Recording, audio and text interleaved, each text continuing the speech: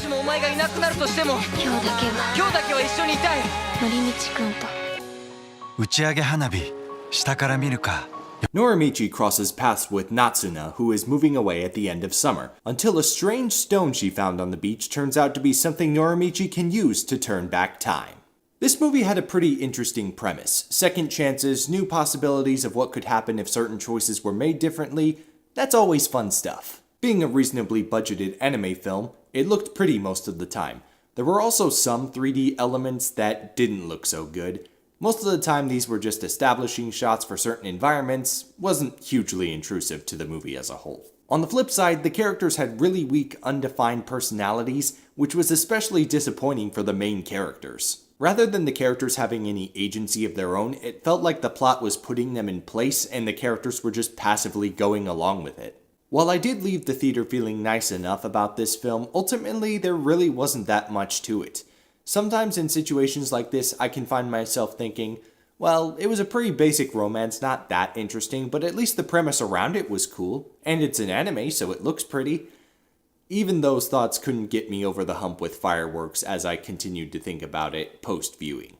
This gets a 6 out of 10 from me.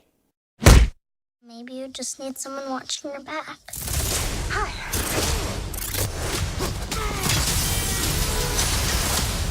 Like a partner. Scott Lang teams up with Hank Pym and Hope Van Dyne to try and rescue Hope's mother, Janet, from the quantum realm. In a lot of ways, this movie did a really good job evolving the first movie's sense of humor. One way in particular was that Scott could now grow and shrink to various sizes, and that led to a lot more joke opportunities than the first one, which mostly just focused on the shrinking. The emotional stakes were there, but this movie kept it light most of the time. Something tells me that Marvel knew we were going to need a pick-me-up after Infinity War. I really enjoyed the villain of this movie as well. Ghost, while harboring some ill will towards the main characters, wasn't out for revenge. It was more for self-preservation, and the tools for that self-preservation just so happened to be in the hands of the main characters. This added a sense of urgency to the villain's motivations, which made them a lot more engaging than a lot of the one-off Marvel Cinematic Universe villains, as well as much easier to sympathize with. This movie also gives us more of Scott Lang being a dad, which is simply cute and wholesome. I give major props to the young actress playing Cassie for doing such a good job at such a young age. The chemistry she and Paul Rudd have together does such a good job at selling the relationship that these two characters have. Lastly, I'd just like to make a random observation. Never once aloud is Hope Van Dyne referred to as the Wasp. Obviously, we don't necessarily need that, we can tell she's the Wasp, but it's just an observation that I had and I haven't been able to shake it. Ant-Man and the Wasp was even funnier than the first movie, it has an interesting villain, and good parental dynamics. My score is 8.5 out of 10. Stop right there! Deadpool? Deadpool? What? Why does everybody think I'm Deadpool? I thought Deadpool was a good guy. By the way, he should be saying that he's not me. Okay, because I came out, like, way before he did.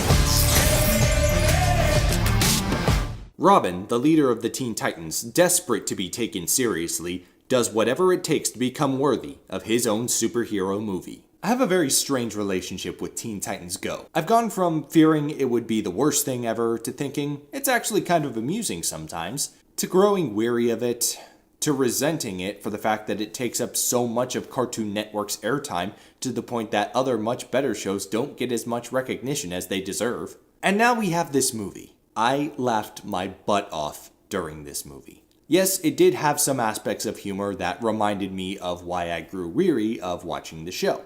But a lot of the jokes were very self-aware, used shock humor in an effective way, broke the fourth wall. If you don't mind me borrowing a headline, it's basically like Deadpool if it were a children's movie. And while I do enjoy superhero movie culture, I do enjoy watching it being incessantly mocked as well. Being a fan of the original Teen Titans show, more material featuring one of my favorite voice acting families is really awesome to see on the big screen. On that note, I can't mention the fact that I went to see this movie without mentioning something else that is prominent in my mind. A couple of the voice actors shortly before the movie came out reported that, after a meeting with a couple of Warner Brothers executives, that if Teen Titans Go to the movies did well at the box office, Season 6 of the original animated show would be produced. As of recording this video, the movie has already doubled its production budget of $10 million, so my fingers are crossed on that front. And even if that doesn't happen, I can go on with my life saying I didn't pay $10 for a movie I ended up hating on the off chance that I would get another season of my favorite childhood cartoon. Against my own expectations, I had a really good time watching Teen Titans Go to the movies. I don't recommend this if you have an absolute loathing for the show. However, if you do like the show, or if you're about it, I would say give it a shot. You might find yourself having a good time.